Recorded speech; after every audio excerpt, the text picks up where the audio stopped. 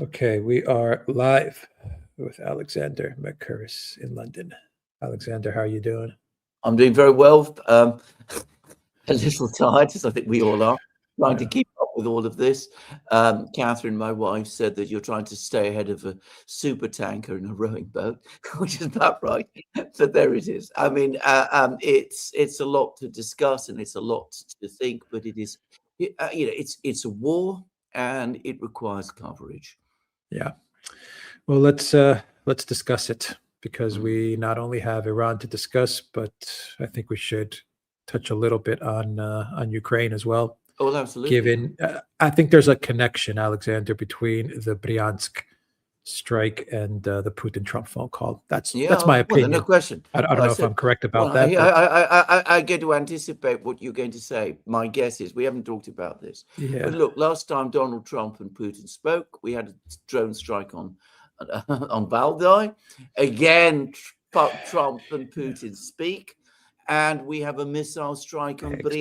Bryansk. Mhm, Exactly. And of mhm, course, I'm going to anticipate a lot of the questions mhm, from the comments from the viewers, and I have the mhm. same question. Why does Putin continue with this charade of Well, why negotiations indeed? now in Right. Turkey, right? I think is No, the in next Turkey next in week Istanbul. apparently Okay. with Witkoff, the discredited and hopeless Mr. Witkoff, coming How are you along. going to end the war, Steve Witkoff? I don't know. No, no, you're That not. was his answer. I don't know. No, He's you're not. honest, at least. At least he's honest. It is causing, and no one can see that there are stresses about this in Russia. As we discussed, I think we talked about this.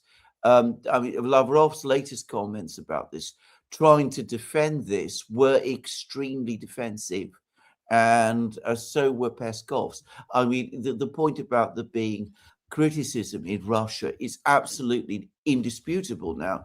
Even the Kremlin is aware of this. Um, Again, the way that Peskov and Lavrov and presumably Putin are defending it is that it is in Russia's interests to maintain contact. But they've also said, and I think we must take them at their word, that they're not making any concessions. Yeah. They also seem to be trying to put all the blame on the UK, for Absolutely, which the yes. UK deserves much The blame. UK, But good, great. behind the UK is always the United Yeah, States. absolutely. I mean, this is Always. the thing. This is the. I've come to this view a long time ago, by the way, that when the Russians blame the UK, that is code for the US.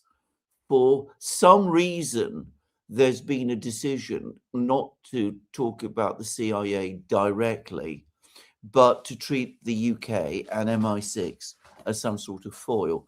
Because, yes, Storm Shadows were used in the strike on Bryansk, which, by the way, obviously took the Russians by surprise. I mean, they clearly had their guard down when the strike happened. Um, but we've had many admissions from all sorts of people, including officials in London, that the storm shadows without American inputs don't work in Russia because GPS doesn't work there. Yeah. Well, they had their guard down because they engage in these conversations Yes, I know. with Trump Well, or I with know. the United States, and And six it seems people. every country goes through the same Yes, thing. It seems they go through a negotiation or a discussion with, yes, call it yes, Witkoff, call it yes, Witkoff Kushner, call it Trump, yes, yes, and they let their guard down, and yes, something happens. yes. It's Not very bizarre. It's it, not even a Russia thing. It seems every no, country no. is affected by this. Well, Iran to a much greater degree than Russia. I mean, Iran was twice caught without its key military and security officials having taken steps to protect themselves. And in the second instance, the one that took place on the 28th of February, Khamenei and his entire family were caught. And now there are reports that the new supreme leader, Khamenei II, as I'm going to call him, he was also in the building when the strike happened, and he was also injured, not seriously, well, at least not so seriously that he wasn't able to become supreme leader, but he was there too. Yeah. Let's.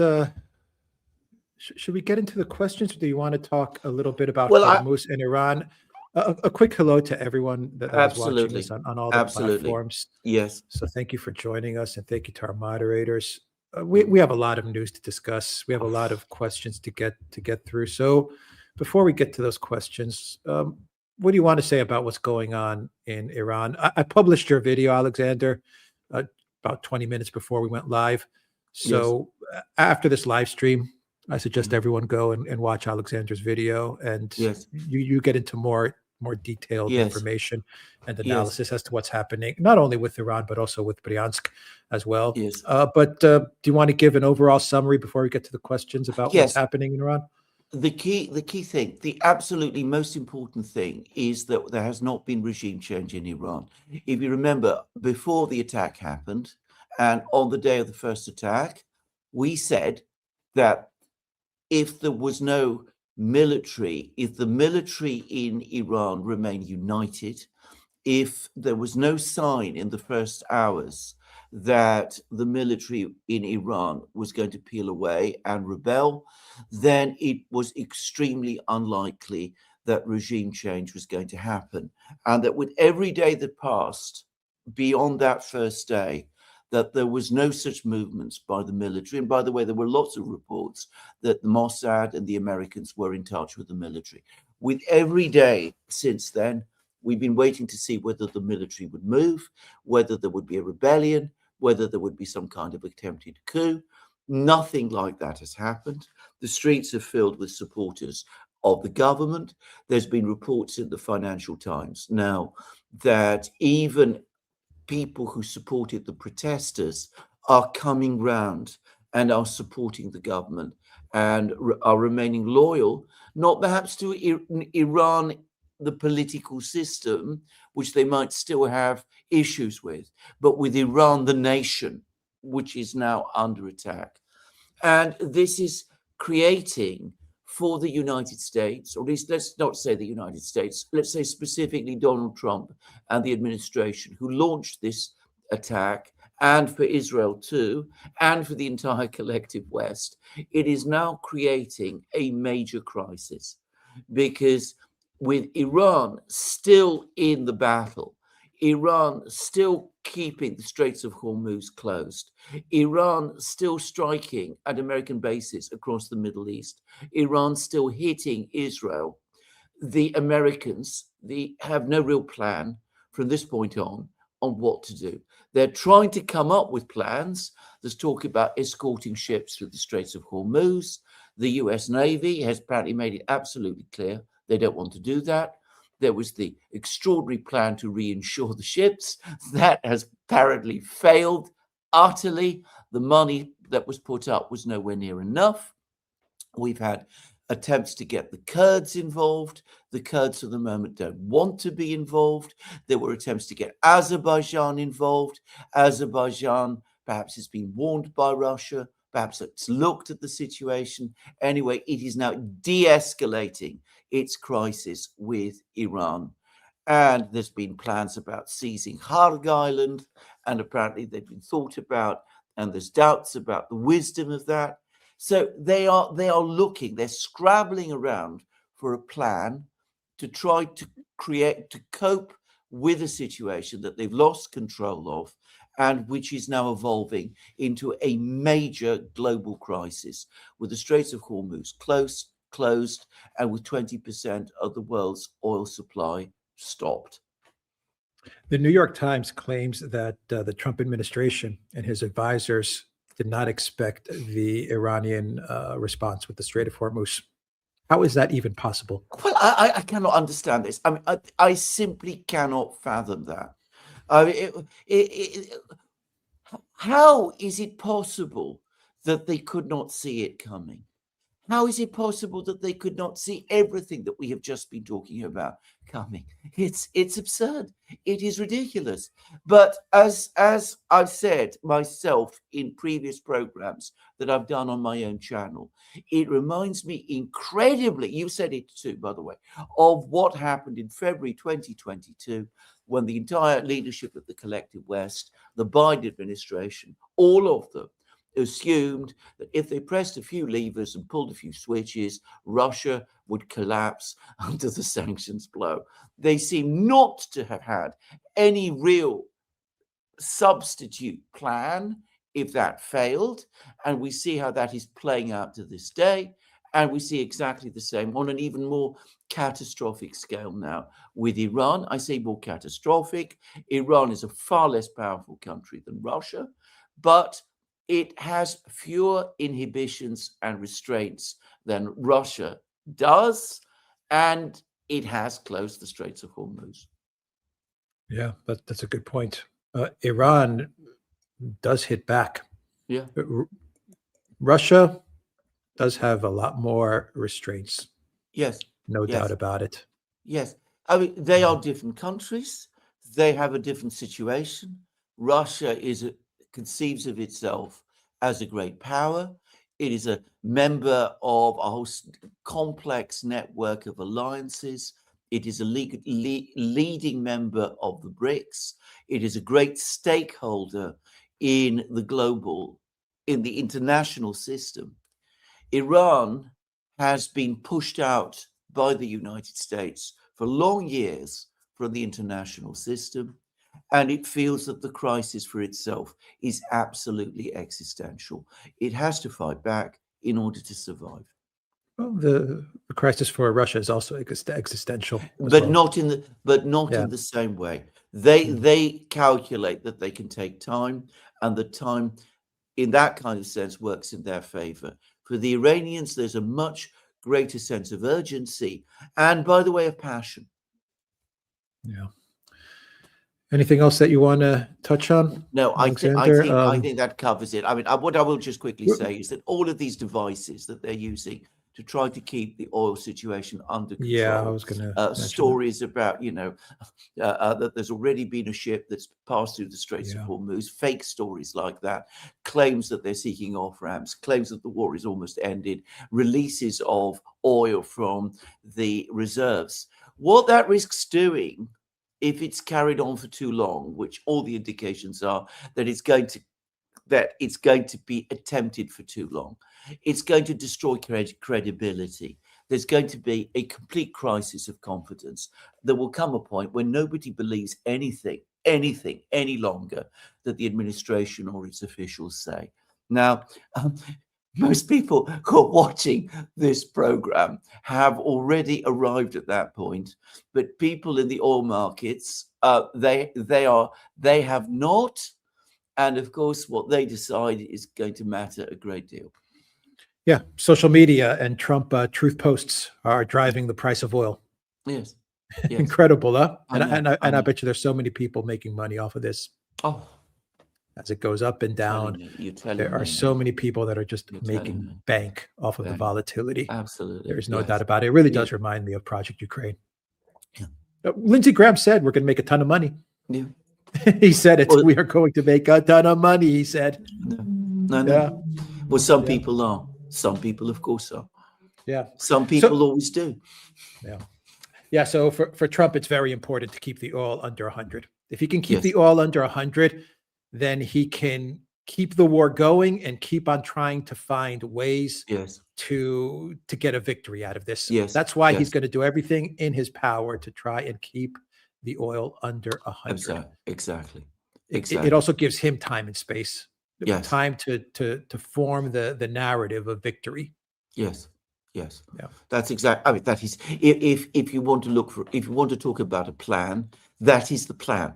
The plan at the moment is to keep the oil, the level of oil under 100. The longer this continues, the more difficult it becomes. Very true. Okay, let's get to the questions.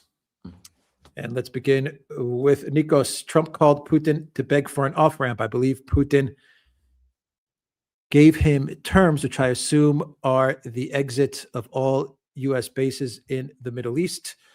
I don't think that Putin is a Jewish agent like other people are saying recently, but he is helping Trump because oil prices are going down because of it. I think my own sense, actually, is that the call did not go especially well. That's. I mean, Trump is saying very, very little about it. Usually, if he thinks a call has gone well, he writes all sorts of Truth Social posts. Had a beautiful call with Vladimir Putin or something like that. We've had nothing like that this time. So I think this call was every bit as contentious as a full and frank exchange of views, as Ushakov's briefing almost says. I think a lot of the call was made up of Putin telling Trump, what you're doing is absolutely wrong and completely mistaken. And you've created this crisis.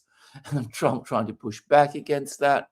And Putin, as he always does, offering solutions which are not acceptable to Trump. So I think this is what happened.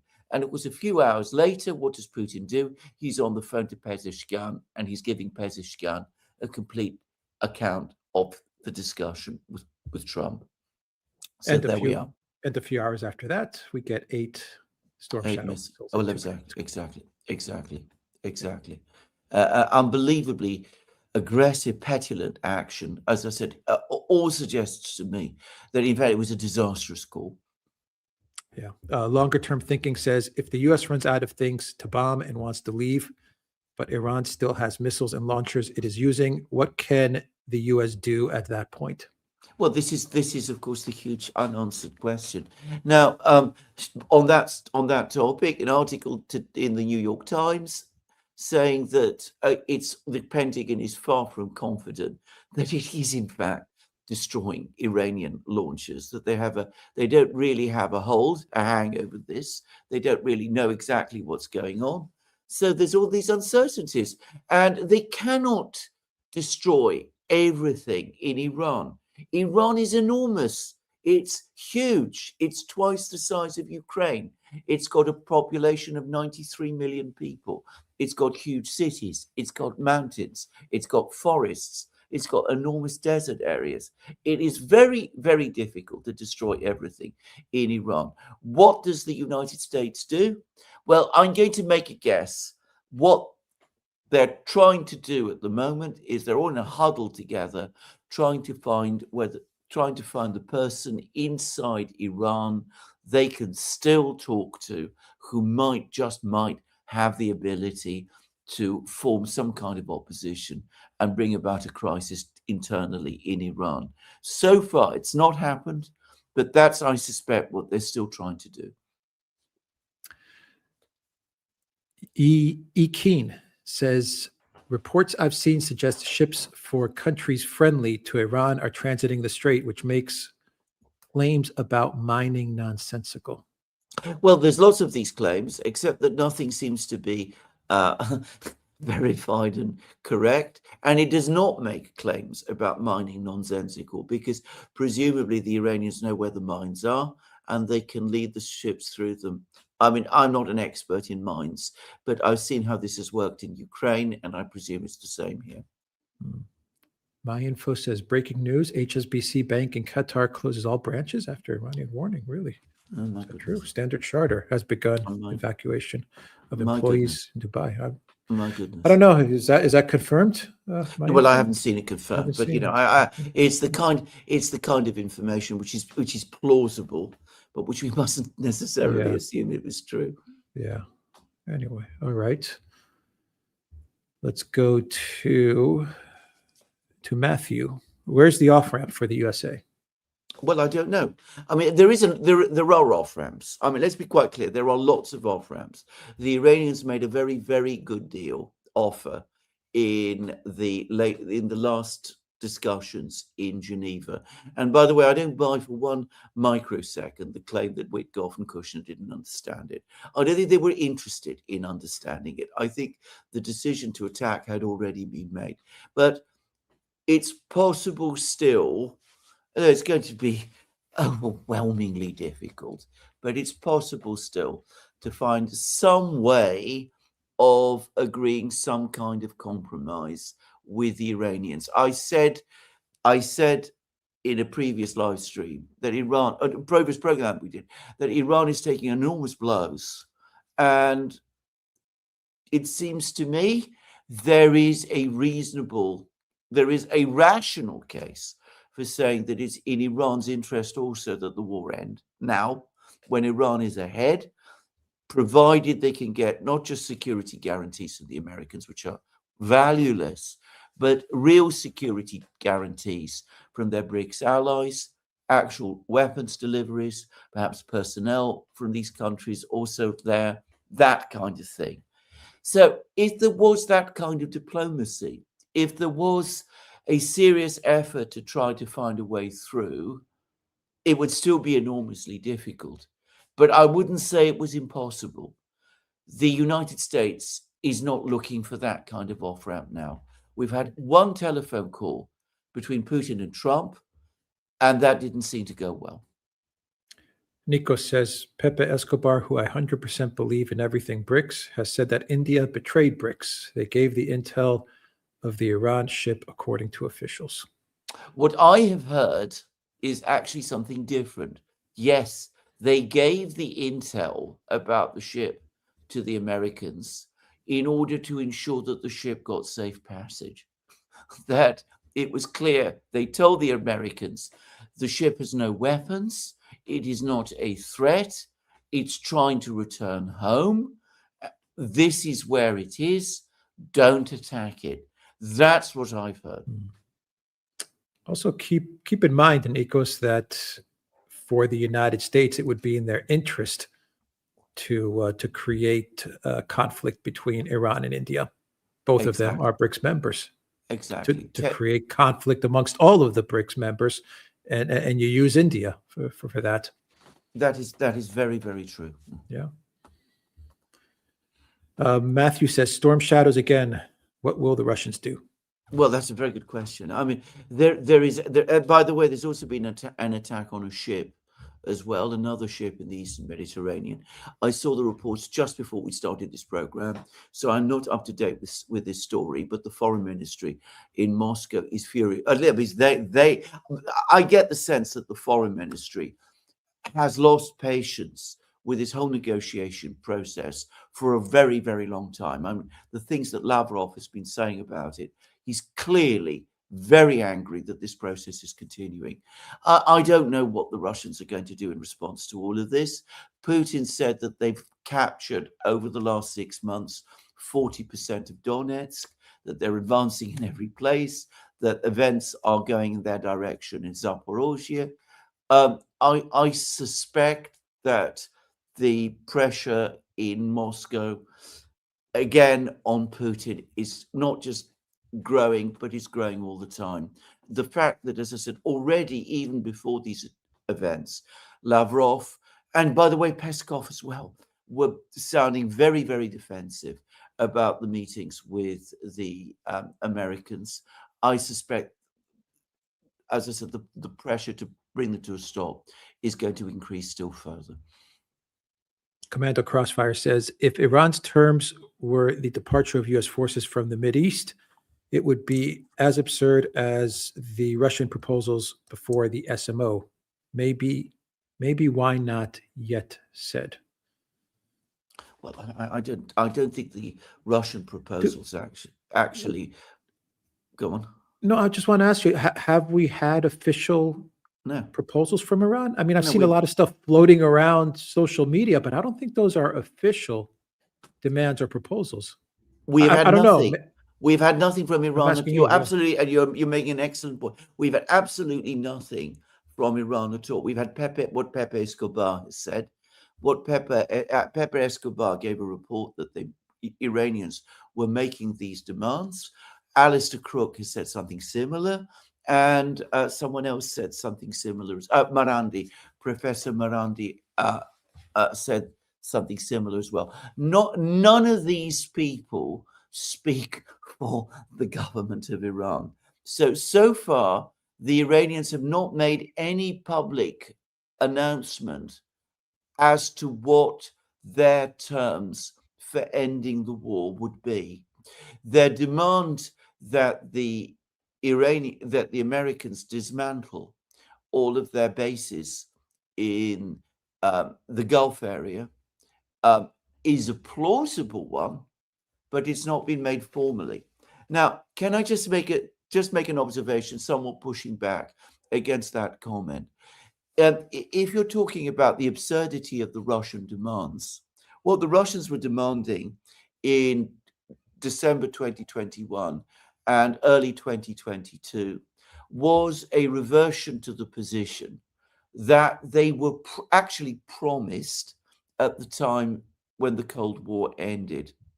In other words, a retreat of NATO forces back to the 1998 lines.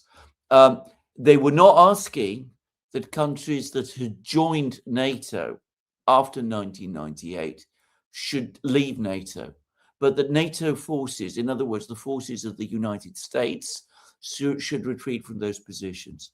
Now, we all say, everybody says it's impossible that the United States would ever accept or agree to anything like this, and it's absurd that the Russians should ask for it.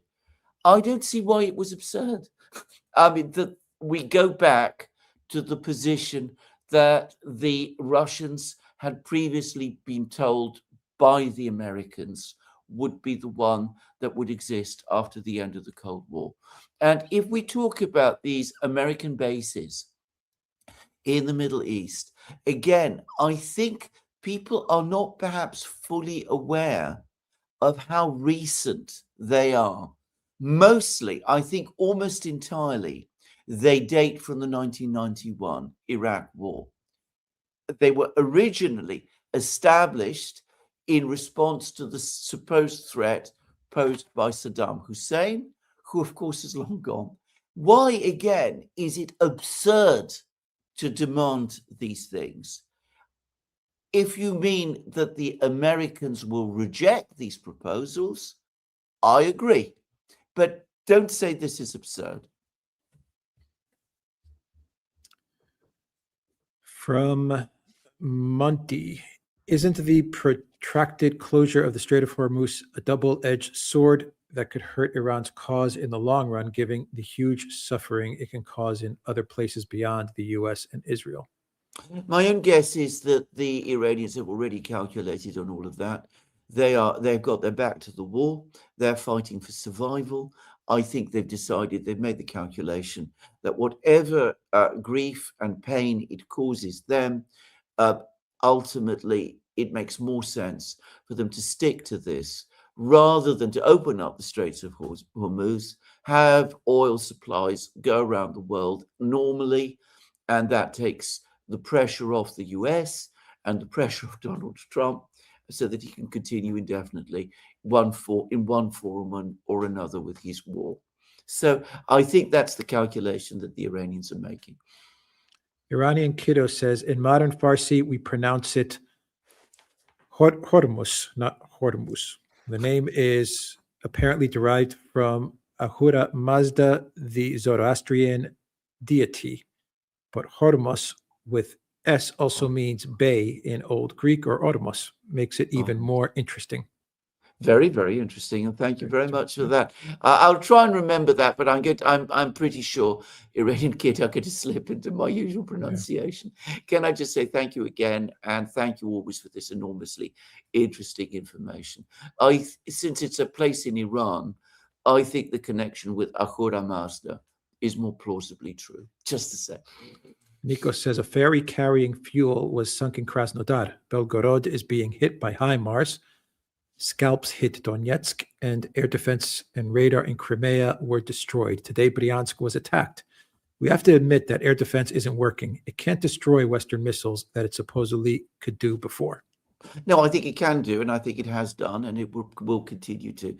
The Ukrainians make these claims about attacks. They do damage.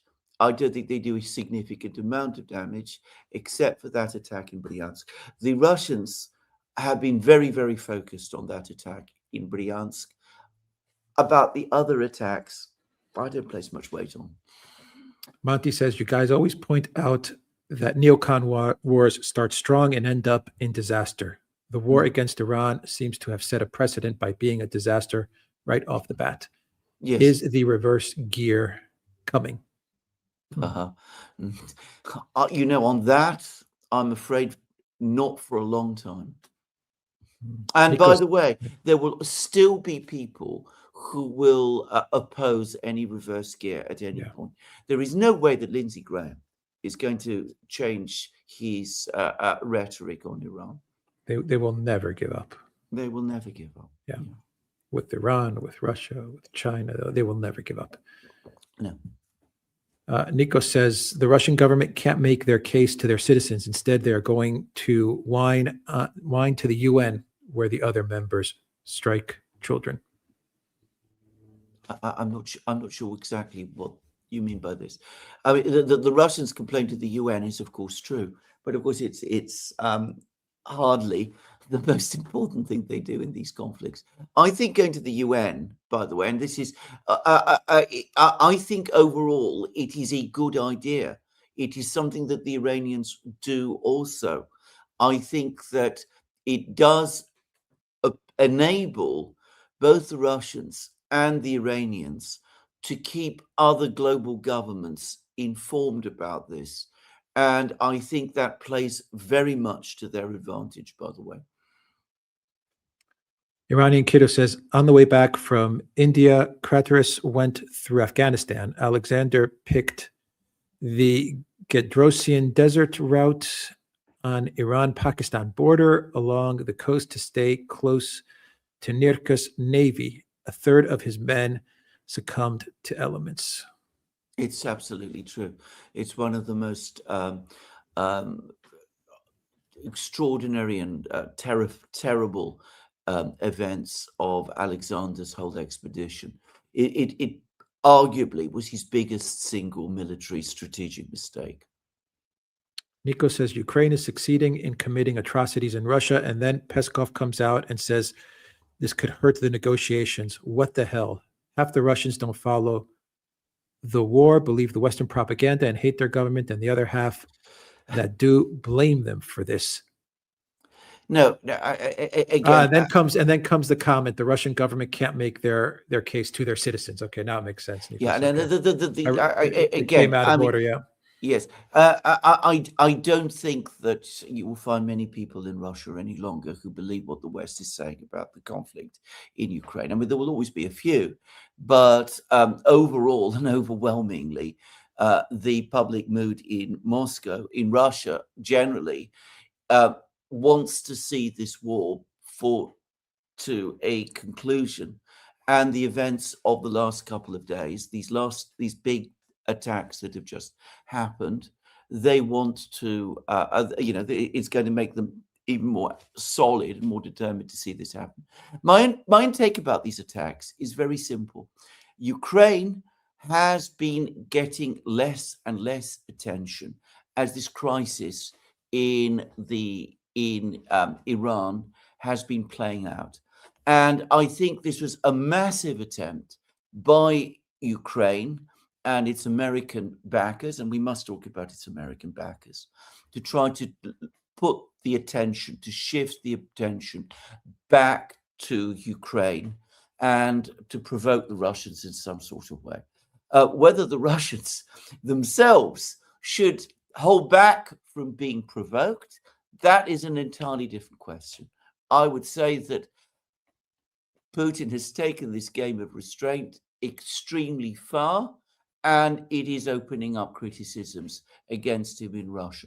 But that's another question. He's using a lot of political capital. Yes, he has a lot. He has an enormous amount. He has an enormous amount to spend, but he's wasting a lot of it on Trump. Yes, I know. Yes. Yeah. Yes.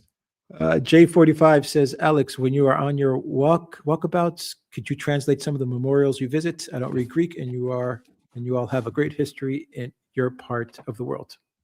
I'll try if I remember. Yeah, I remember to translate. I'll see. Yes. Eurasianist says Trump is making a great case for Chinese green technology, solar panels, battery storage, and Chinese EVs. Trump's quest to dominate global oil and gas flows, even if achieved, may become a Pyrrhic victory. I was reading Arnaud Bertrand's one of his latest comments, and he described the enormous increase over the last few weeks in exports of Chinese EVs around the world. The world is buying them at a staggering rate. As you pointed out, China has exported in 2 months twice as many cars as Japan at the peak of its car export boom exported in a year. So that tells you. My info says Grok confirmed the information on HSBC. Interesting. Well, I think that is big. I think that's big news. Tsunami Bond says modern sea mines are quite sophisticated. They have sensors and remote control when available, are programmed for different scenarios when autonomous, and they move. They are basically torpedoes in waiting. I've seen them. I've seen pictures of one Iranian mine. It's more like a drone actually than a mine. S. Nude Must says, I believe it was Alistair Crook who discussed this strategy. And Big Samson says, would Russia releasing more oil with the relaxation of sanctions hurt Iran's strategy? The Russians have, in fact, Putin himself, this is Putin, the more hardline Putin, if you like, because, there is always this side of him, Putin. I mean, he tries to keep some kind of dialogue going with Trump, but in other respects, he can be very hardline. Anyway, he had a meeting on oil sales, and he basically said that Russia will focus oil and gas sales to its reliable customers in Asia. Now, who are Russia's reliable customers in Asia? Basically 2 countries, India and China. I don't think they're going to sell oil more widely on the global markets.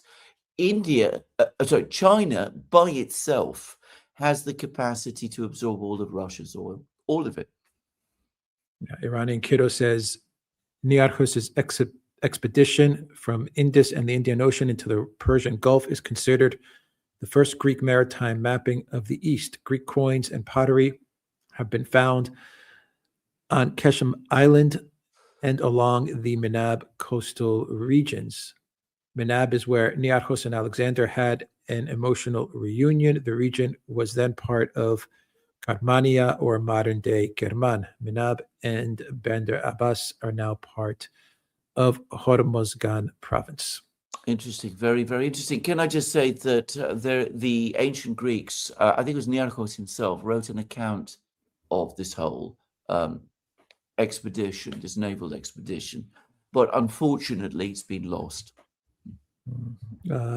Cousin Uriel, thank you for that super sticker. Elza says, short-term pain, long-term gain. Does that apply to the EU? Germany and other countries released their strategic oil reserves. I thought we had to prepare for a war with Russia. Was that called off? That's a very good point. That is a very, very good point. Releasing oil from the oil reserves will help Donald Trump. It will reduce prices for a short time. It will also help the European governments. It will avoid, in the short term, a big spike in oil prices. It's like drinking a glass of water. The effect wears off, and then you need another. If there is not a constant supply of oil through the Straits of Hormuz, this cannot work for very long. And then, of course, there is a further problem, because let's say there is peace breaks out, the Straits of Hormuz eventually reopens, exports through the Straits of Hormuz resume. Then logically, rationally, what you need to do if you've depleted your strategic reserves is you need to replenish them. So at that point, you are taking oil out of the market rather than putting it back in. And that means that for a certain period, if you're behaving rationally, oil prices will remain higher. Just to say.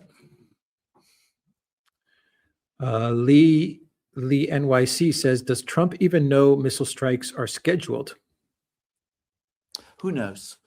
I mean, I really don't know. I mean, whether he's like Lyndon Johnson, who used to actually work late into the night in the White House choosing targets in Vietnam, or Obama, who, by the way, did something very similar, rather more grisly in some ways, picking people that drone strikes were going to kill.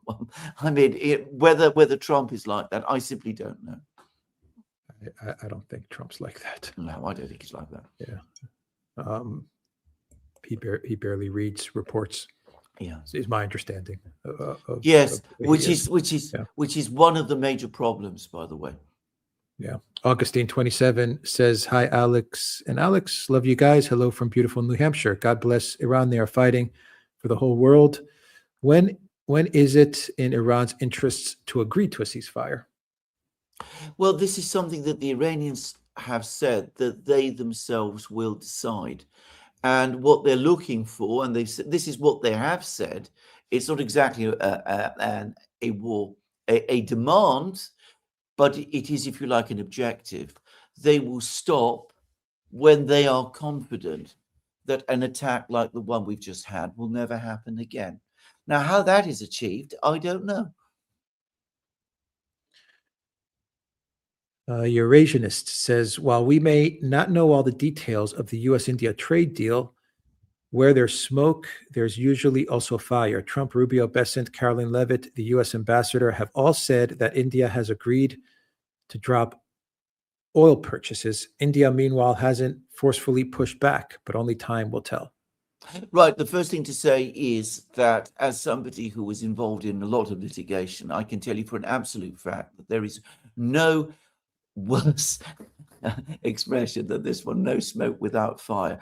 I have seen so many occasions when there's been tons of smoke and no fire whatsoever that I am far beyond the point of being able to count them. If you want a vivid example of this, Russiagate is the best ever example. All of that speculation about collusion between Trump and Putin, all that talk about the Russians having fabricated the election in the United States. I read lots of articles bringing up smoke, no smoke without fire, and in fact, there was no fire at all. Now, in this case, the Indians themselves have said nothing up to now. Now they have spoken. There was a statement finally from the Indian government. The Indian government says that India never agreed to stop buying oil from Russia, that they were buying raw oil from Russia in January and February, and that they will continue to buy oil in whatever way suits their best interests. Zim in Seattle says, "Hi, Alex and Alexander. Love your show and have been a Duranite for several years. Scary times we're in. Have you ever had Pepe Escobar on the show? Thanks." You know, I don't think so. I don't think we have, actually. No. Thank you for that. Let's go to Alex K. How soon will the energy crisis really hit Europe? Well, I mean, we're already seeing oil prices rise and energy prices rise. And in Europe, we are even more vulnerable because, of course, there's oil, which is going to be in short supply, perhaps, and prices are going to rise. But critically, there's also the question of natural gas, because we can't buy natural gas from the Russians. We have to buy it mainly from the United States. The United States, if prices of natural gas start to increase, might reduce sales. So I'm going to give it 6 weeks. In 6 weeks' time, if the situation is as bad as we are seeing, then we are going to move from the position that we are in now, of high prices, to one of crisis. Of course, if this goes on for 6 weeks, we are going to see prices already go much, much higher before that 6-week period is reached. But it's in 6 weeks or so, I would guess, that we would be looking at a major energy crisis in Europe. But the focal point of it will not be oil or petrol at the pumps. It will be the situation in natural gas. Alex K, I would not worry about any crisis coming to Europe. Alexander, I would not worry about any crisis because Ursula said she's just going to build nuclear power plants. Oh, so she's already solved the well, problem. of course. I mean, It's all been solved. It's great to know that we have such a wise and genius leader in charge of our affairs, who's able to foresee every problem and deal with every problem so swiftly and expertly whenever it arises. Yeah, and she's very humble too. She said, it was a mistake for Europe to turn away from nuclear energy. Of course. So now Europe's going to turn towards nuclear energy. They're also going to invest 200 million. Wow. 200 million? Nuclear, yeah. You can buy lots of power stations with that money. And I mean, you can have building them in 6 weeks. Well, of course, that's no problem at all. It can be done very fast. They're going to create a fund, Alexander. They're going to create a fund. and 10% for the big guy. Another fund. Exactly. That's what they're best at.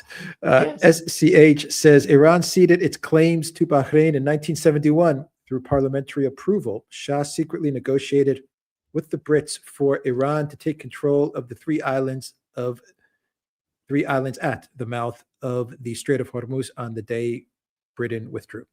Yeah. Well, again, you are very, very well informed, is all I can say. Alexandru Nicolescu says, what will the GCC choose, Israel or Iran? Well, I think that they are wringing their hands in despair. They are not going to want to side with either because they don't trust Iran, I suspect, still. And they're probably very, very angry with Iran. But they're also furious with the United States. And I think that the longer this goes on, and the more and more it looks as if the United States is not able to solve this problem, inevitably they're going to start turning to the BRICS, to Russia initially, to China eventually too. And they're going to say, please come and save us. Though what even the BRICS can do in this situation is another question. SCHR, that's actually Iranian Kiddo. Weird. YouTube just changed the handle on me. Wow. It's Iranian Kiddo. Okay. Wow. Yeah. That's interesting. Yeah. Bahrain was under direct Iranian control by the late 18th century before it came under British control, which explains the Shia population. Everything about the southern shore of the Persian Gulf has its origins in British policy. Just to say, the British played a very big role in the late 19th and early 20th century in creating this political structure that we see in the Persian Gulf. I mean, Kuwait, Qatar, Oman especially, where the British, by the way, remained very influential right up until basically the 1990s. All of these places, as I said, were shaped by the British during the time of their empire. And of course, the British also had a major naval base in Aden, in Yemen, right up until the 1960s. Iranian Kiddo says, today a majority of Afro-Iranians live in Hormozgan province. Their ancestors were brought to Iran primarily between 16th and 19th century. Wow. Thank you for that.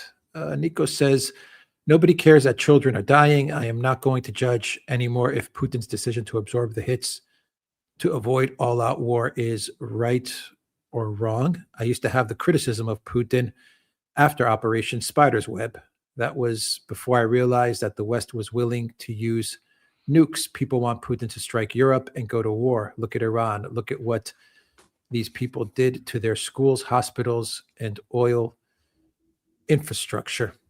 Well, can I just say we do care a lot about the deaths of children, and I know that this weighs on Alex, and he certainly weighs on me. You're absolutely right that the casual way in which this is being debated in the West has been really a bit shocking. It has been very shocking. Maloney, on the question of the school in Iran that was attacked, she's finally come out, and I'm not surprised, by the way, that Italy, which is a very family-centered country, is the place where people started to talk about this more. But Spain too. Yeah. But on what Putin is up to and what is going on there. Well, I think we've already discussed this extensively in the various comments that we've made. So far, he continues to want to maintain some kind of dialogue with the Americans, with Trump. He sees that as in Russia's interests. He said as much. He's not prepared to make any concessions. He said that too. I think a deal was done, by the way, a few weeks ago after the talks in Abu Dhabi. I think there was a meeting. I think people, probably people in the Security Council, became increasingly critical. And I think there was an agreement that Medinsky would be sent to the talks in Geneva, that he'd set out clearly the Russian hard line. And I think that's the position that was agreed, the consensus that was reached in the Kremlin. It may be that the events of the last few days, not just the attacks that we've seen in Bryansk and in Russia, but also the attack against Iran itself and Witkoff's role in it, will trigger a further discussion, and that might result in further decisions over the next few weeks. But I doubt that discussion has yet been fully made. And the way the Kremlin works, the kind of meetings that take place there are unknown to outsiders. Nico says, I see this fury on Twitter. Some people are waiting for a nuclear strike on Russia. Do you still believe that these people aren't willing to do it? Yes, I think in the end that there are some people who do want to do this and who are, I think, deranged enough to want it. But I think the ultimate decisions will be made by military people, even in, the politicians supposedly have control. And I think the military people who are in charge of nuclear weapons, primarily in the United States, will prevent it in the end. Zim in Seattle says, seeing reports on X of tactical nuke use near Quds, Iran, have you heard anything? Mushroom cloud and size of explosion looks legit. No, I haven't seen anything, and I'll be very careful. All kinds of pictures are appearing all over the place. Many of them are fakes, and you can get mushroom clouds without using nuclear weapons. Yeah, I mean, I've seen the video of it. Yes. It looks big, but I don't know about a nuclear tactical nuke. Yes. I don't know about that. Yes, if it was anything like that, I'm sure we'd know. Yeah. Iranian Kiddo says Dutch and Portuguese had a presence on the Persian Gulf Islands, particularly Karg, Keshem, and Hormuz. Hormuz, which is famous for its red Martian-like soil, has the best preserved Portuguese fort with original cannons intact. Oh, I didn't know. There's lots about Iran I didn't know. Thank you. You are an extraordinary source of information. Elza says Japan is also tapping into their national oil reserves. China won't be unhappy about that, I guess. Larry Johnson said that Japan will suffer most from the oil crisis. Well, indeed, I think the Japanese are in a particularly vulnerable position because they produce, I mean, they are very energy short. They're not an energy producer on any big scale, and they import energy. So what they're going to do, who knows? Nico says Putin is delaying the inevitable World War III and nuclear war. It's sad. I don't want to see Russia harmed, but I hope that the people who want war are ready. One thing is for sure, the West succeeded in destroying Putin's image because he acts like a human. I fear what the next leader after him will do. He remains an enormously popular and authoritative leader in Russia. I mean, I was there in June and remember, and I was talking to people, the legal community, but they were very well informed. And I mean, they were all united, basically, in ways I've never seen before, in their enormous respect for him. And for the record, the fact that he exercises discipline and self-control and is self-possessed, that is something which in Russia people tend to admire. Maybe not so much in the West, but in Russia it is widely admired. So I don't think his wider image has been, damaged in the kind of way that you say. He is facing criticism, but Putin, as I've discussed many times, is somebody who adjusts his position to criticisms. I think the Medinsky episode in Geneva suggests this, and I think we might quite plausibly see something further about that over the next few weeks. Now, as for World War III, well, I absolutely hope we never get to that position of a World War III, and frankly, I hope you're wrong. From 1 second, let me pull it up here. From Vincent, there's no need to have a plan B because it distracts from plan A. Will Smith. Excellent advice. Manette J says Alex and Katz can bring world peace from South Africa. Thank you for that. Iranian Kiddo says the loss of Bahrain in the 18th century coincided with the weakening of Iran's central government following the death of Nader Shah. This marked the beginning of Iran losing about a third of its territory in the next century. Yes.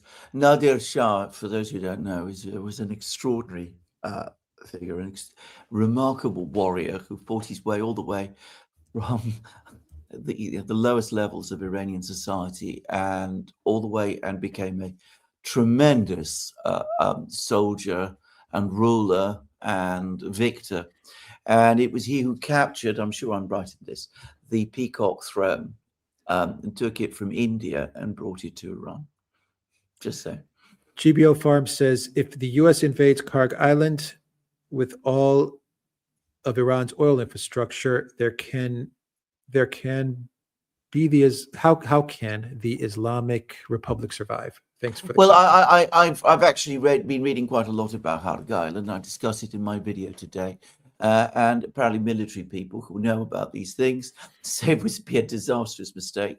It would be a terrible trap. Karg Island is within easy range, not just of Iranian drones and missiles, but even conventional artillery within Iran itself. It's apparently mostly without cover. So any American troops that occupy Karg Island would be absolutely exposed to continuous Iranian strikes. It would be, in effect, a trap. So the consensus, the military consensus amongst military commentators is that this is an extraordinarily unwise and foolish thing for the United States to try to do. As for the survival of Iran, Iran has survived for most of thousands of years without oil. If it's prevented from exporting oil, it's got plenty of other things it can do. Byzantine AI bot says Israel looks more likely to survive than the GCC countries. At the end of the war, won't it be only Israel and Iran left in the Middle East to share power with the USA kicked out? Well, maybe, and I would agree. By the way, I think that I think Saudi Arabia, which is a big country with a large population, probably larger than the Saudis themselves say, I think Saudi Arabia probably has some long endurance, but most of the other countries look very, very fragile. I mean, they're basically small. They're city-states mostly. Bahrain looks very fragile. Very fragile. Lee NYC says no credibility left. Just saying. Oh, well, I would agree with that actually. Zoran Marinovic says how many lives recently? How come? Well, how many lives? Thousands already, probably, but I don't know who's counting. Compare this again with the war in Ukraine, where the Russians have been incredibly careful to avoid mass deaths of civilians. A fact that they never get credit for, by the way. Robin Nass says, any chance of the new Syrian government getting involved in Lebanon, particularly against Hezbollah? What are your general thoughts about the situation in Lebanon and what the future may hold? I think that what we have seen is that the Israeli attacks on Hezbollah that took place in 2024 have not destroyed that organization. It's still there. It's still able to resist. Apparently, it's dealing with the ground invasion quite well. I think that there is very little chance of Jolani joining the battle against Hezbollah. I think that would be unpopular with many of his fighters. And I think Jolani has enough problems in Syria itself and trying to maintain control of Syria not to want to risk things further in Lebanon fighting Hezbollah. Of course, there's the other issue that would his master Erdogan allow him to get involved in something like that? Doubtful, I would say. Doubtful, yeah. Hayes Grace Tides says, after this conflict is over, do you think it's plausible that the United States cuts ties or distances itself from Israel? I think that is a very difficult question to answer now. I think we will have to see how exactly this war ends. If it ends very badly, I cannot see how ties between Israel and the United States would not be damaged. Whether they would be fractured, whether they would be broken off completely, I have to say I think that's unlikely. Empower We Are says the only security guarantee is NW. They are the only guarantee to not get invaded or directly attacked. They'll still mess with you. Ask Russia, but you won't get invaded. Nuclear weapons, NW. Okay. Yeah, the only security guarantee is nuclear weapons. Lots of people in Iran are saying that. I mean, I say lots of people. I mean, people within the Iranian leadership have been saying that. They've been saying it for some time. In fact, as I remember, back in late 2024, there was a burst of comments across the Iranian media from all sorts of senior Iranian military and security science people, most of whom, by the way, the Israelis have killed, just to say. But I remember they were all saying, why are we enriching uranium to the level that we are enriching and not taking the further step? Why is the supreme leader sticking to this position? Can he not see that an attack against our country is coming?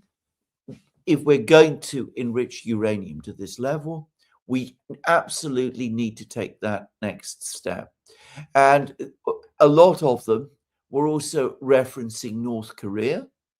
And of course, Iran and North Korea have a very long history of excellent relations.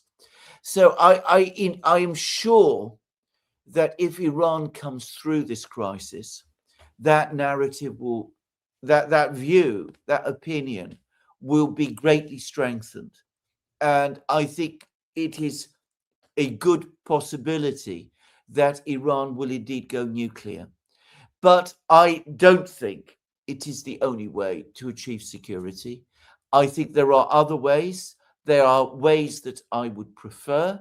I think a strong system of alliances, real alliances, that would protect Iran from future attacks would be a better way for Iran and for the region.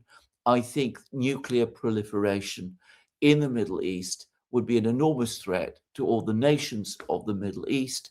But ultimately, it is not I who am going to take the decision.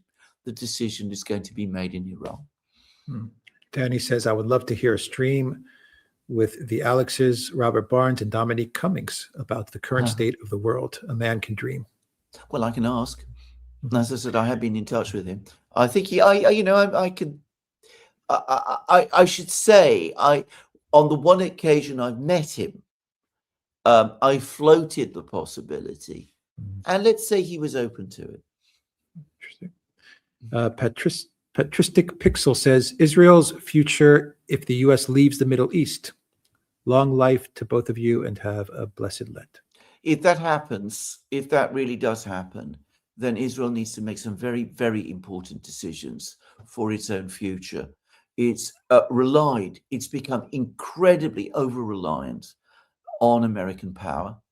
In fact, the fact of American power has caused Israel to embark on incredibly grandiose, ambitious, overextended, reckless, dangerous projects, which I think if the Americans had not been so involved and had not given Israel such an open-ended guarantees, probably the Israelis would not have embarked on. Anyway, Israel would have to completely rethink its entire foreign policy, defense, and security strategy, and finally make that decision to seek peace. Now, That is what I'm going to say now. Of course, if we ever get to that situation, we would be looking at a tremendous crisis, and how things would play out at that time, that is another question again. Nikita says, how difficult is it logistically for Russia to provide weapons to Iran? I'd imagine Iran's Caspian ports are targeted, if not already destroyed. It depends on the kind of weapons. I mean, if you're talking about small ships, small weapons, sort of drones even, I suspect those could be provided quite easily. There's air flights, there's all kinds of ways. Remember, Iran is an enormous country. And of course, it's also got borders with the Central Asian states. Most of the Central Asian states have very good relations with Russia. Russia has bases in two of them, Tajikistan and Kyrgyzstan. There's all sorts of ways that the Russians could send supplies to Iran if they chose to. And certainly, I think they could continue to send them across the Caspian Sea. Blippy Loop says, shouldn't Iran delay mediation by Putin in order to inflict more pain on the U.S.? Stopping again after 12 days invites a future 12-day war. The pain of Hormuz closure is yet to come. Why exit on U.S. terms? Lots of people in Iran are saying that. The IRGC is saying that. There is no mediation at the present time between that the Russians are not mediating between Iran and the United States, because as of now, the United States shows no interest in mediation. Trump has shown no interest in it so far. It suits and it helps the Iranians to maintain contacts with the Russians. And if it's true that the Russians are providing intelligence assistance to Iran and economic help to Iran, and by the way, Pezeshkian confirmed that Russia is providing what he called humanitarian assistance to Iran, which I suspect is economic assistance to Iran, then it is in Iran's interests to maintain a good dialogue with Russia. Andrew Novak says, I heard Venezuelan oil money went to Dubai. Have you heard anything like this? I heard it was Qatar, into a bank yeah. account, which Donald Trump controls. I think that's public information, actually. That's public information, exactly. There's no doubt about it. I mean, it's incredible. It's absolutely astonishing. It's amazing that people haven't made more of it. I wonder whether that account is held by one of those banks that is now apparently exiting the region. Wouldn't that be convenient? That would be very convenient, yeah. Alexandru says, is there a religious side to this war? No, of course there is. I mean, remember, the Islamic Republic is a religious state. Mm-hmm. Sophisticated Caveman says, do the Iranians actually have the long-term political will to be an independent sovereign state like Russia, China, or would they prefer to be semi-independent neoliberal state like the Europeans?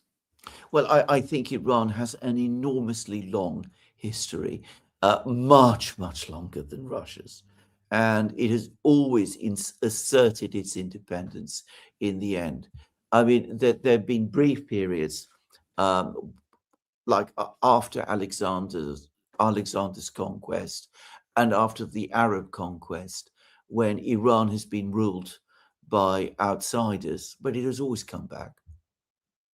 Trevor Mack says, regarding BRICS, each new day provides another reason to develop payment rails outside SWIFT and the USD. What's your take on this? Absolutely. I think you're absolutely right. And I think, by the way, that the Indians are fully on board with that.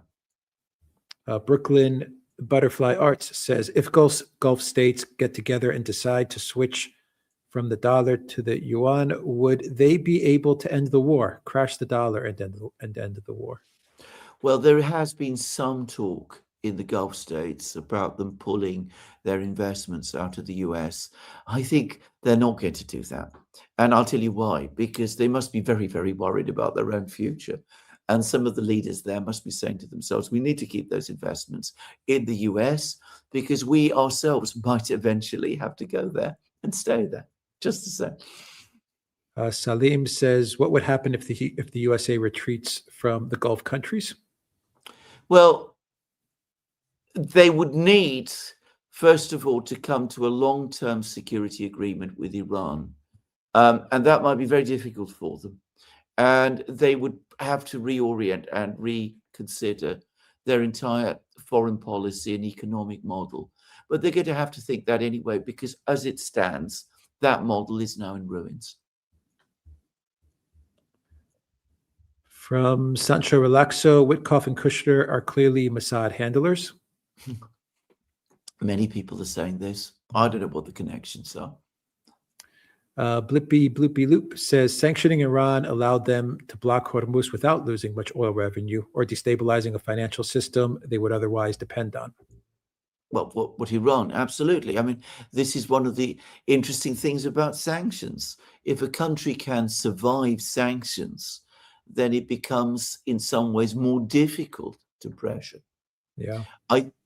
True.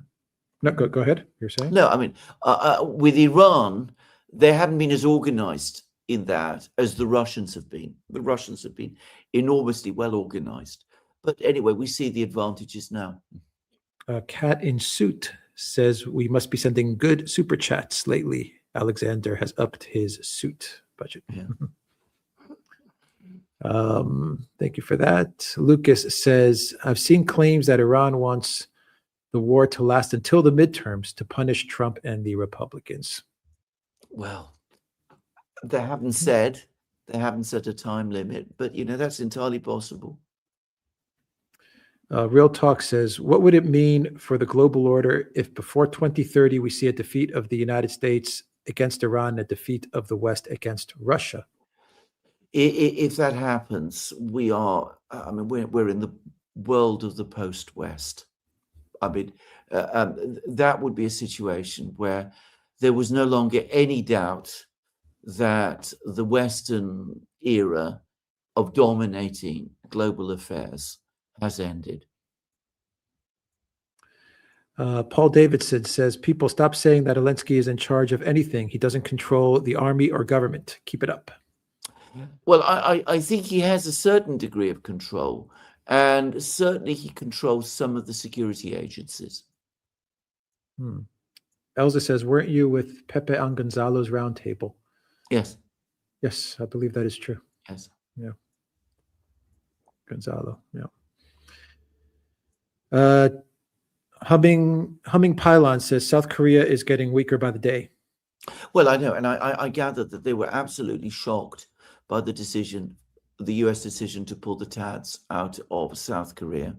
It's not widely known, but I mean, they destroyed their previously very, very good relationship with China by accepting the TADs. And now, of course, they're gone. And of course, they still have to deal with the fact that China is very angry with them. And of course, they've got North Korea on their doorstep. Warlock Lander says Putin actually said Asia and Hungary and Slovakia. Yes, I know he did. He was very, very careful to make it clear that countries in Europe that have been reliable customers will be looked after. H28 says best thing Russia can do is to stay out of this. Iran doesn't need their intervention. On behalf of Arabs, Iran wants a permanent end to hostilities. Well, I think I don't think the Russians are going to get directly involved in the conflict, if that is what you mean.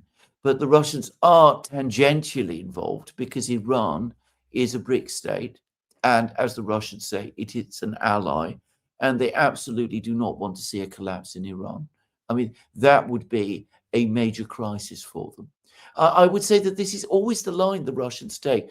The Russians, the one thing that they are most stressed always about is instability on their borders. From Brett Ferguson, there is a theory going around that this is a 6D chess move on the part of the Americans as part of a plan to take out the city of London. Your thoughts? No, I don't believe this. I know that this idea exists, but I mean, I really don't. I've seen extraordinary claims like the IRGC is a creation of London. One of those things. As somebody who lives in London, I can absolutely tell you that that is wrong. Yeah, I mean, you just had Storm Shadow missiles hitting Russia today. Exactly. Those Storm Shadows cannot be launched without the United States. Exactly. Yeah. So no, there's no No. 6D chess No. going on here. No. Nope.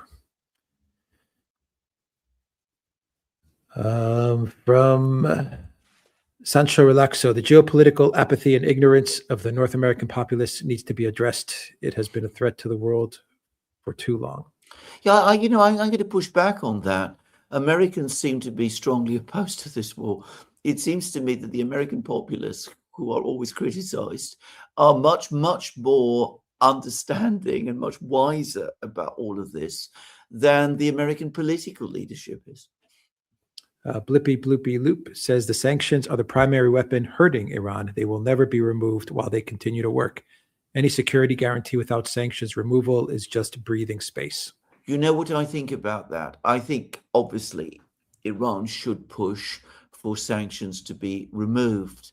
But what Iran really ought to do, and what it should have already worked harder to do, was to develop relations with the BRIC states. In other words, put the sanctions aside, stop worrying about the sanctions so much, develop a strong economic relationship with Russia, and via Russia with China too. Elza says 5 minutes with Iranian kiddo and Callus's brain would explode. True enough.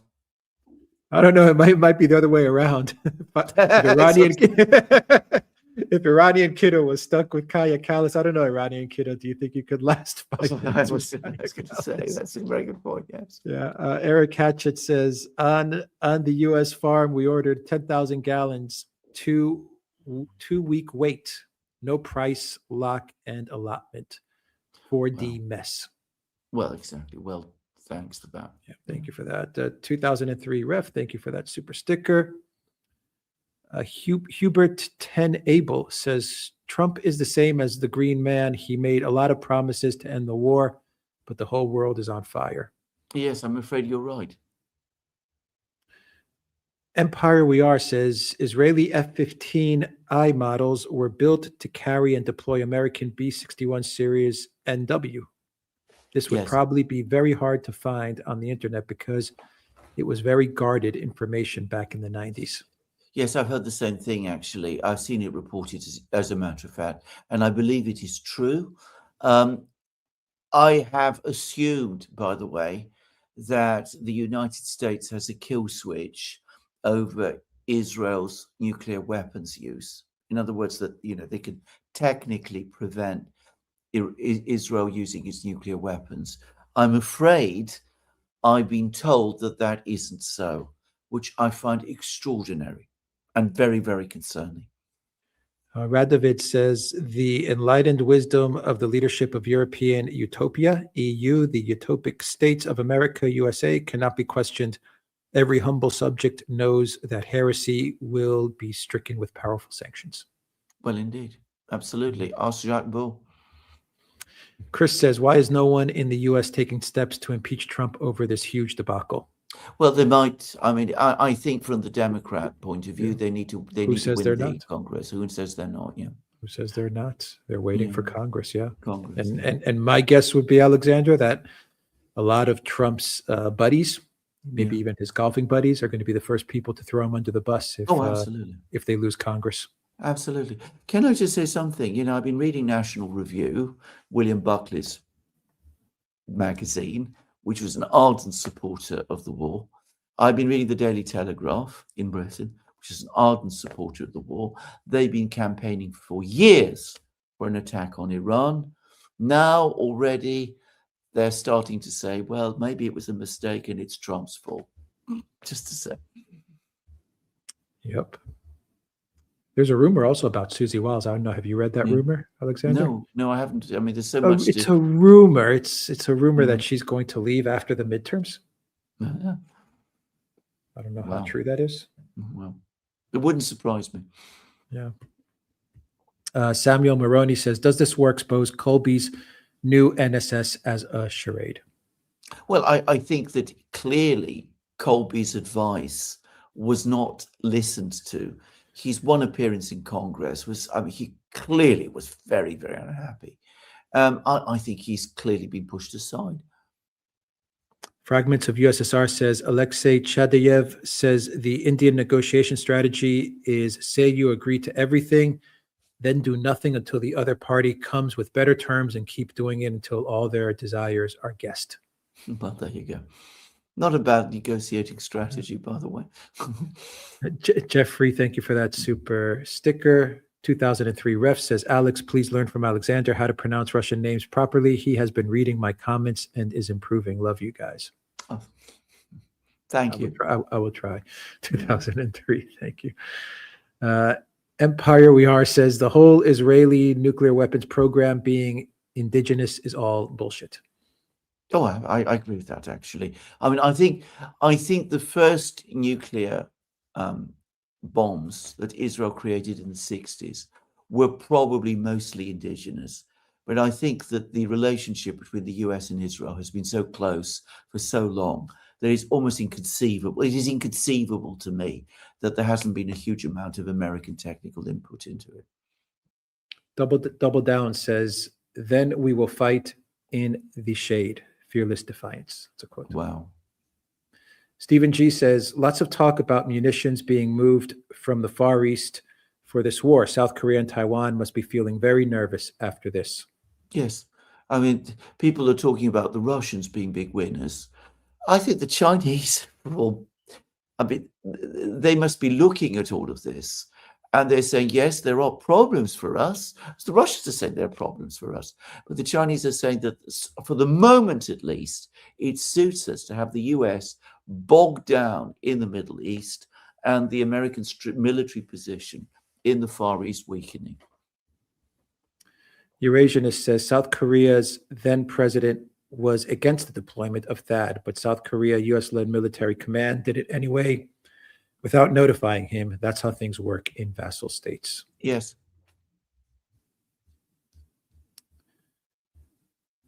From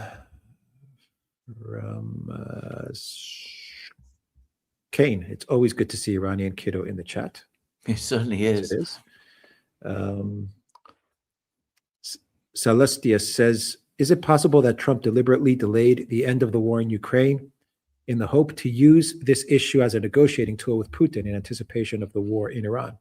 Who knows? I don't think Trump has the ability to think in that really clever, that really clever and that kind of clever planned way that you just suggested.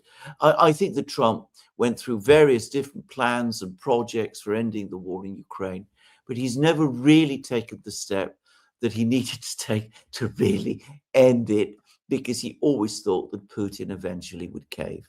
This is the mistake Trump makes. He always expects people to cave to what he wants. I will say this, Alexander, and I think you'll agree with me. Trump definitely was thinking that once he gets the regime change in Iran, he will have leverage over China in the meeting in Beijing in April. Yes, absolutely. No question. No question at all. And it's strange that people are forgetting the fact that in 2 weeks' time, he's going to China. And that trip, by the way, is still scheduled. Chris M says, here is a little something for the Nicosia Cyprus Feeding Fund. How do you feel about Professor Yuan? He's gone viral with his theories about the war. Yes, I think he's a very interesting man. We had him. We've had him on, and I think we should have him. We should have him on again. Yeah, we had him on a while ago, actually. Yeah. Monty 105 says, I'm kind of worried about the answer I'll get, but what needs to happen for lunatics like Graham to finally be put in their place? The American people must vote them out and vote in other people who will change the situation in the United States. Now, I'm fully aware of how difficult that is. I'm fully aware that it's been attempted many, many times. I don't have a simple answer to this, because it's become increasingly clear over the last 10 years that the deep state in the US is a kind of hydra. You lop off one head and two grow in its place. So this is very, very difficult to do, but it does require a root revolution in the United States itself. And I'm sorry to say this, and this I say, by the way, without any desire, I'm beginning to wonder whether to achieve that change in the United States, some major foreign policy disaster is needed first.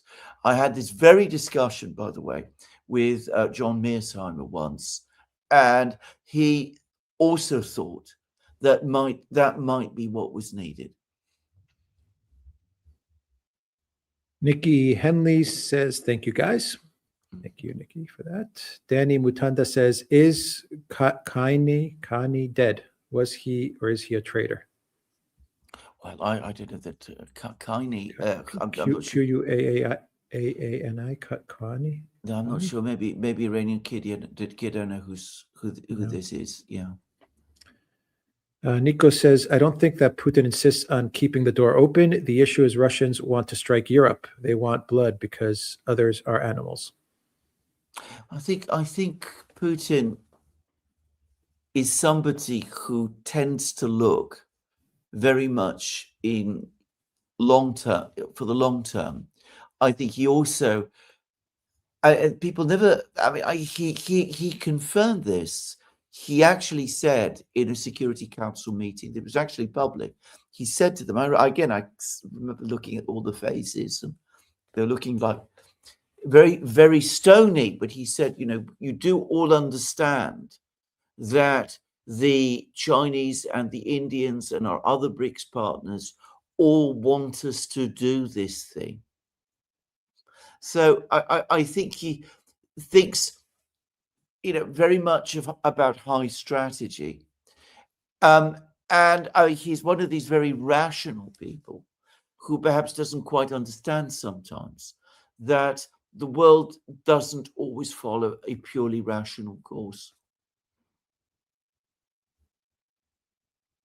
From Brulaham, hope to see Nema Parvini on the show again. Excellent analysis. Early on, great many issues, getting pushed back and ultimately being correct. Well, I think Nema Parvini is brilliant. We got to get him on. We've got to get him on. We got to contact him. Yeah. We're really bad at contacting people. Well, we're so busy. I mean, that's the other thing to say. I mean, we have to spend hours and hours trying to keep up with events. It's always easy to know exactly all the things we do. Just saying.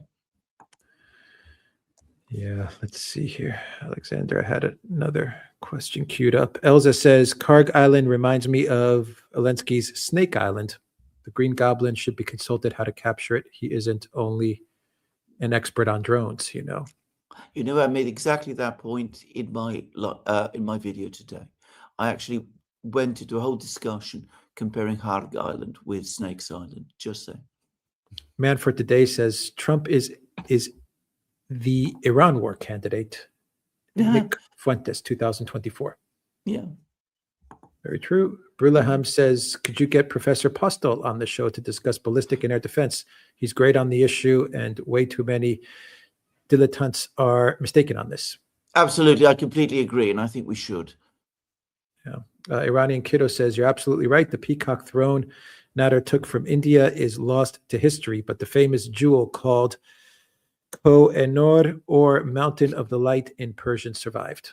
Absolutely, and it's in London, in the Tower of London, and it is on the crown of the Queen.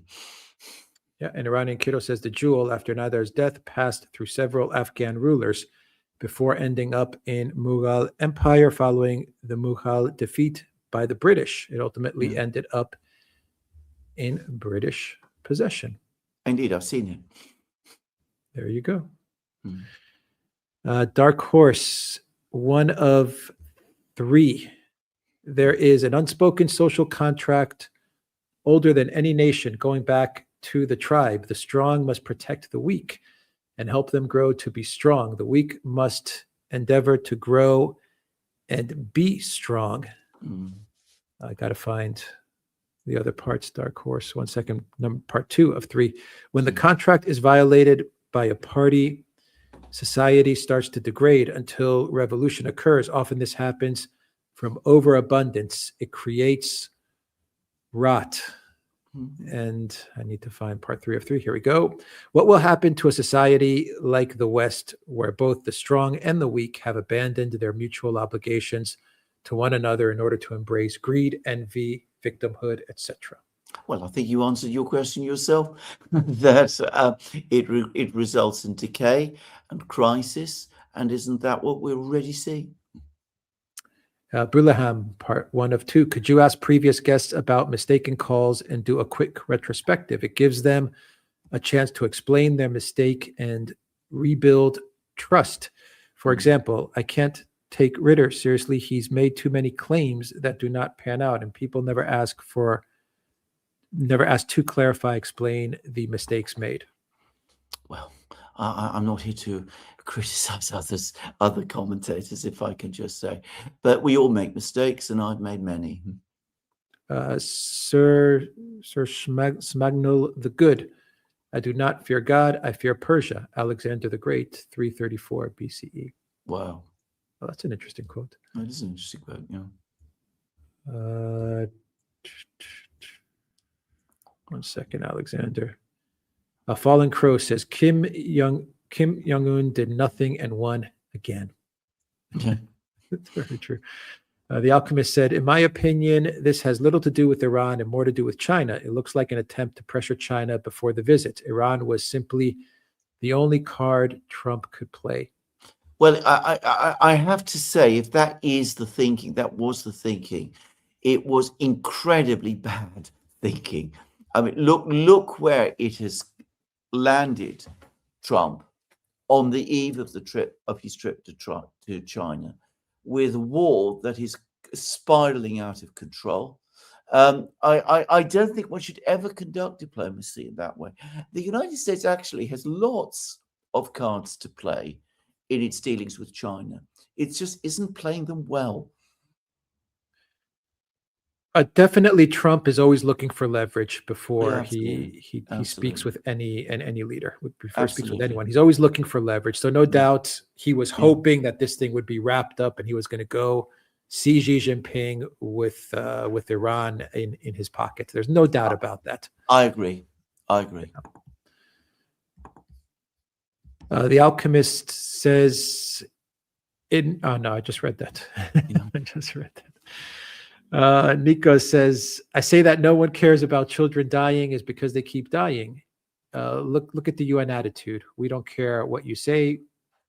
We do what we want.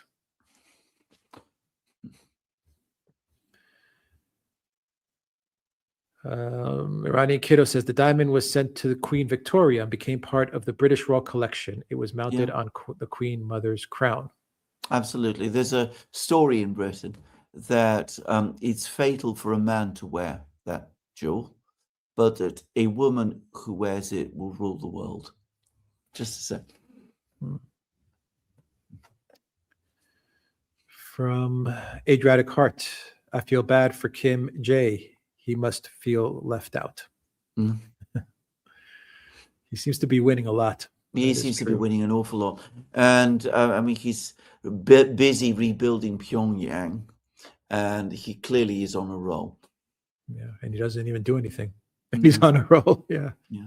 Mitchell LeBlanc says the U.S. and Britain ruined any potential relationship we could have had with Iran with the coup of Mossadegh in the 50s. Absolutely, I completely agree with that. A democratically elected leader with a vision for Iran, which is both well adapted to Iran's conditions and aspirations, and which would have been compatible with the West. But of course, the British didn't want it because he wanted to nationalize the Anglo-Iranian Oil Company, which is, of course, British owned. Celestius 8635 says, are we in the midst of World War 2.9? The web of proxy wars in Ukraine, the Middle East, and beyond is arguably what can most resemble a World War III today. I don't think that it is a world war. And I think, again, we should be very careful about using that word. What we are looking at is a period of very intense, great power conflict, which falls just short of war. And usually this kind of great power conflict happens when one is in a period of major transition from one period of great power dominance to another, which is what we're seeing, I suspect, now. E. Keen says, I stand corrected on the technical possibility of Iran mining the strait while allowing vessels through, though I still believe this mining narrative is a product of the U.S. problem created and solved by sinking inactive ships. Yeah, well, maybe. Yeah, it's funny that Trump used the word inactive. Yes. Right.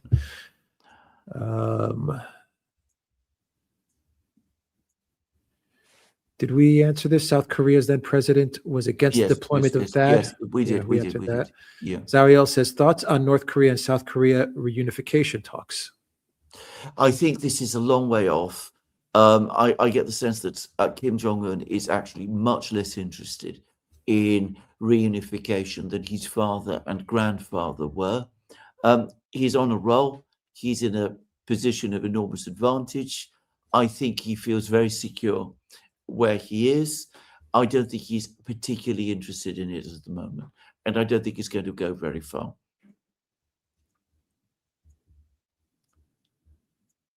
From Lee NYC, there is no guarantee that U.S. elections will be held. Dems blew their wad on Russiagate, and 1/6 plus they are too stupid to live. I don't know whether there is any legal mechanism in the United States to postpone elections. Just saying. I cannot remember any occasion when it's ever been done. I think that postponing elections would in effect amount to a constitutional coup. And I think that would create a major, major crisis. Matthew says, if Russia retaliates against the West, will that spiral to World War III? Well, I think the Russians will always measure any retaliation to avoid those possibilities. Empire We Are says, Alex and Alexander, in the 90s, I built F-15s, avionics, EI, and S models. I would love to talk if I knew how to reach you on or off camera. Well, we would love to do that. Telegram. Yeah, Telegram's a good place. Hit me up on Telegram, Empire Yes. We Are. Yes. Adriatic Heart, thank you for that super chat. Double Down says, BRICS is a decoy for true power, China and Russia, similar to Iranian decoys designed to absorb hits and attrition, the new crusades before they arrive Asia. I made that point many years ago that the Russians and the Chinese back in the 2000s basically forged what is in effect an alliance with each other. They don't want to admit that it's an alliance. And in order to conceal the fact that they have this alliance, they've woven this network of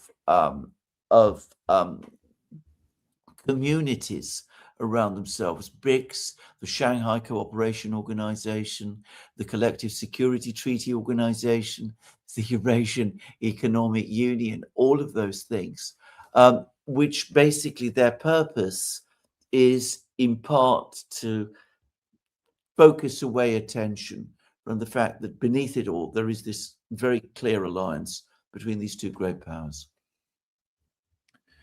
Akraman, thank you for that super sticker. Humming Pylon says, will Lloyd's stop insuring ships in the Strait? Well, I think they have. I think that's what they've done. I mean, well, I don't know if they've stopped insuring them, but they're telling that they do not have cover to go through the Straits of Hormuz.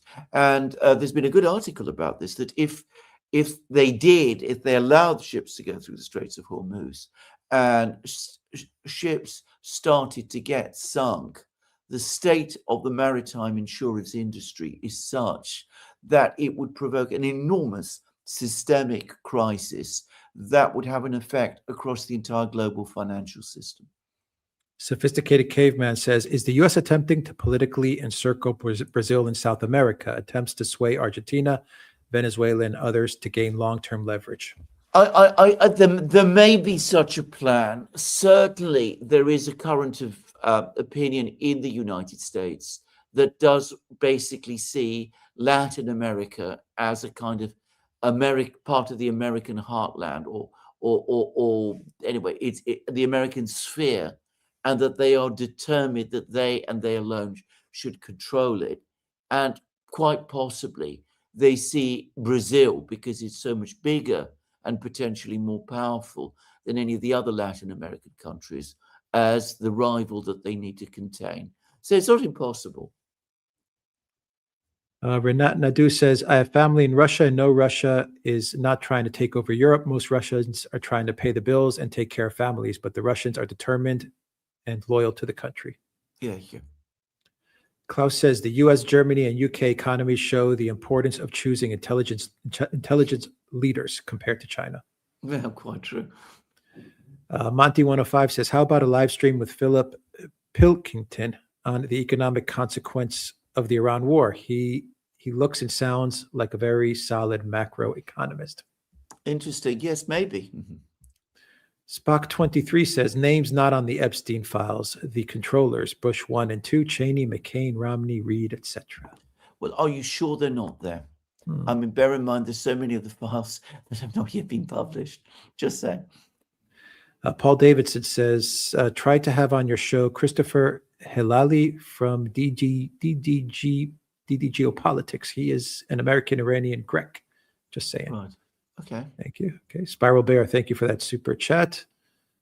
Oli Feist says, do you think Russia will take advantage of America's distraction, maybe push into Odessa? Is there any chance the EU would send troops to Western Ukraine? I think the chances of the latter are now greatly reduced, actually.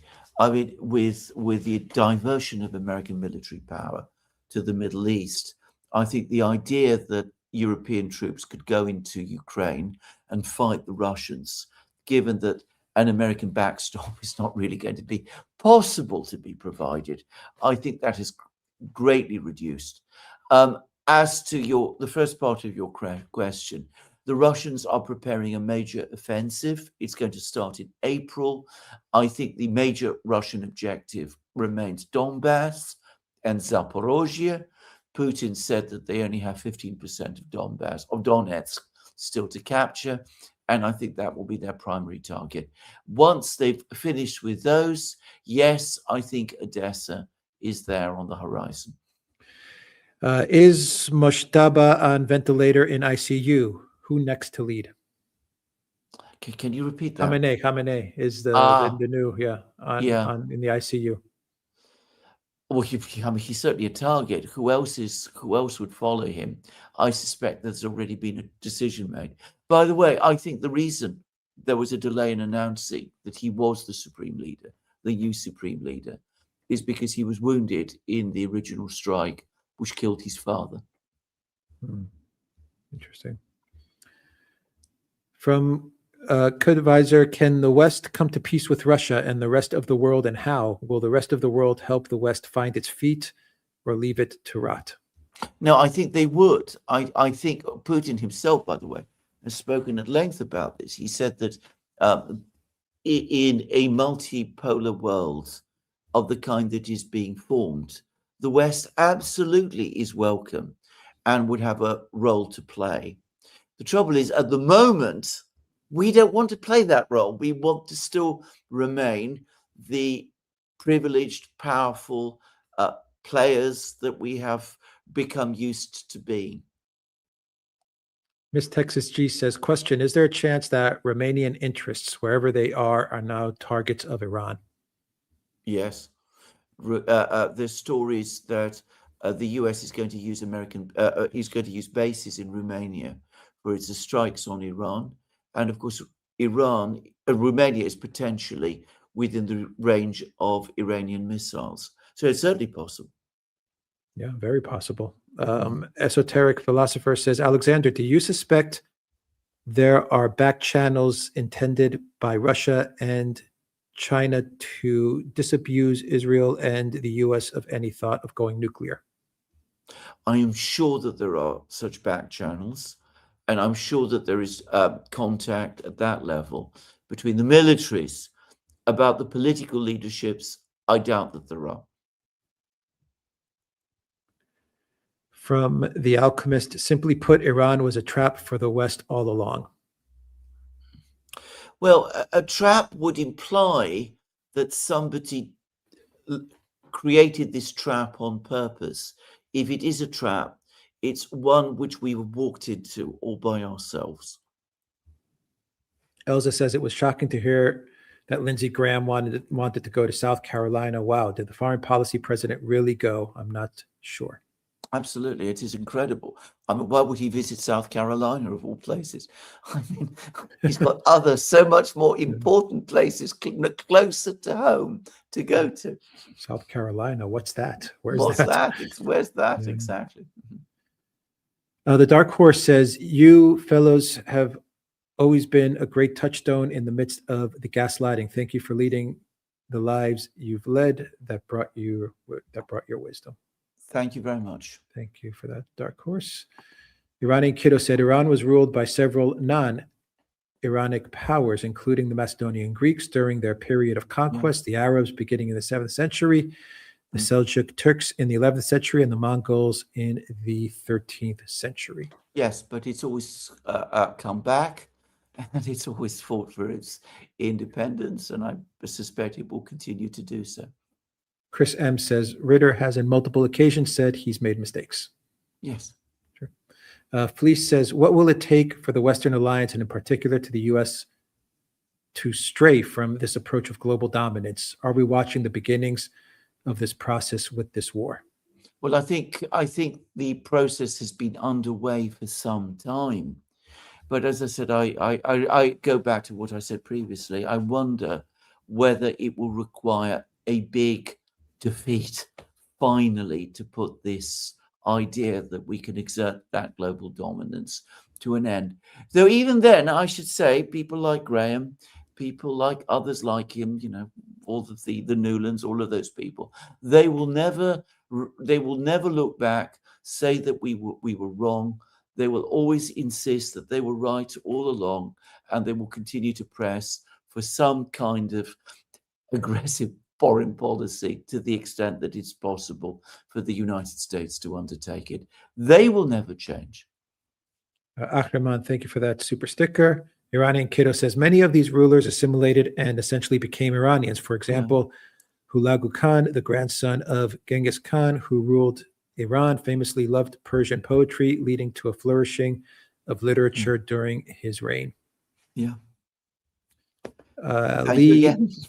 Thank you for that, Iranian Kiddo. Lee NYC says, implementing Insurrection Act could delay election.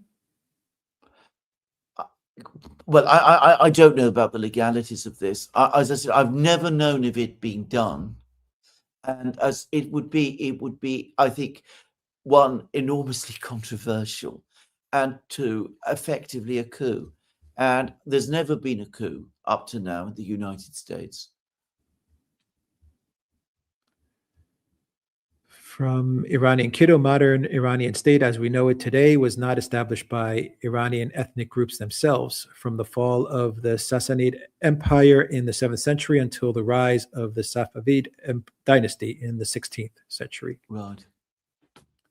Nico says, Kim Jong-un and his relationship with his daughter really reminds me of Stalin and his daughter. This dissectomy of being a brutal monster and a human. Well, can I just say, I mean, there is a major difference, which is that Stalin kept Svetlana very, very private. I mean, the Soviet people would not have known of her existence, whereas Kim Jong-un is putting his daughter constantly visible, making her, he appears with her everywhere now, which is, of course, provoking an awful lot of attention and making an awful lot of people wonder what that's all about. What is that all about? No. Matthew says, how long can the Iran war realistically last? Well, that is an excellent question. The Iranians say as long as they choose it to.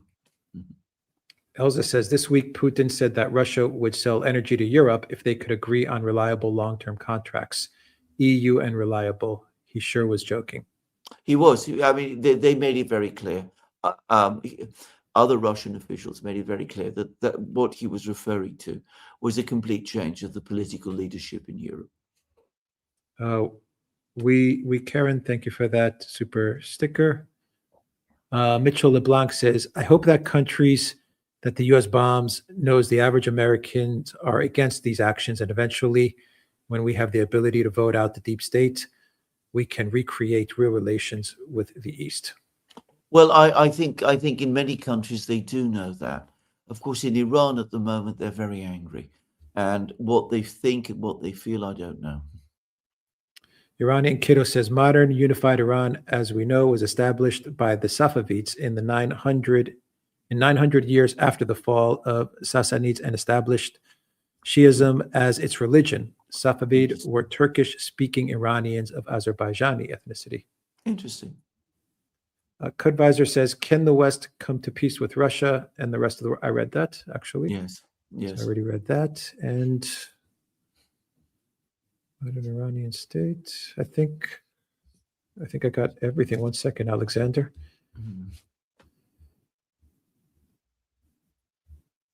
Here from Pinto Raul. Do you see IS coming to the scene to defend the Arab states after the collapse of their monarchies?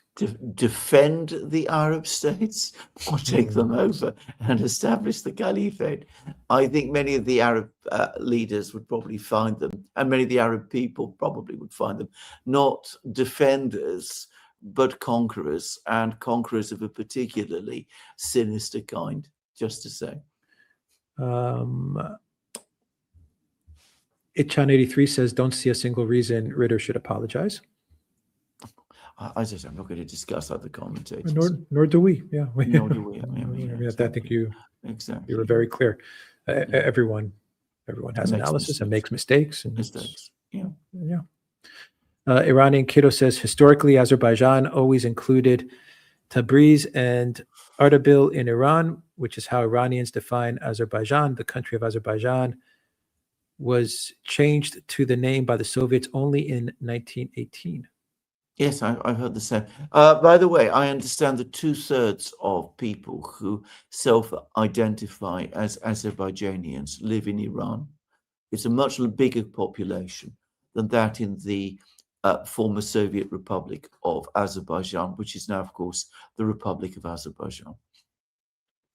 Commander Crossfire says, Israeli leadership is in Florida and Europe. Why don't the Iranians act the same? Their independence, both their strength and weakness.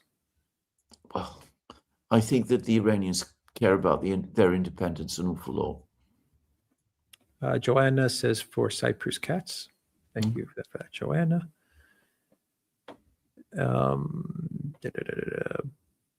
Bobo Brub says, what is your outlook on the future of the Middle East region in terms of Israel's future national security, especially after a potential U.S. loss?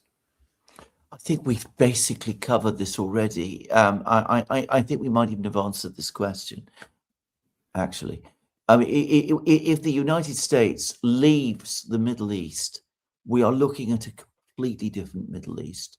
It would be something very difficult to imagine today, and Israel would have to do a major rethinking of its foreign and defense policies. Sherman Schulten says, can you get Sachs and McGregor in the same place with Kelly and Petraeus? That would be that is a very, very tall order, actually. Yeah, do we really want Kelly and Petraeus? Yeah. Petraeus especially, just to say. Very true. Okay, Alexander, I think that's everything. Let me do a final check and your final thoughts as I do. Well, I mean, I think this has been a magnificent live stream, and thank everybody for coming.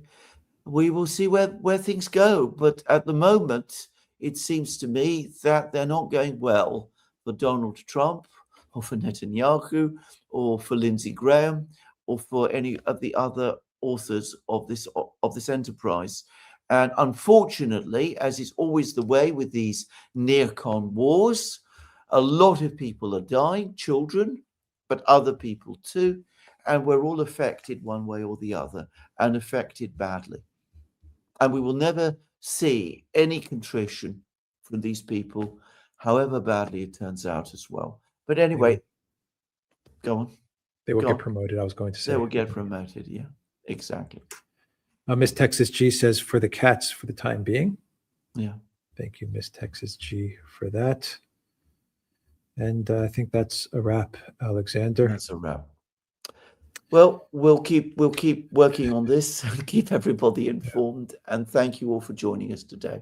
And we'll be live tomorrow as well. Yeah, So we'll be live tomorrow. it'll be an earlier An live early stream. So keep that in mind. Excellent.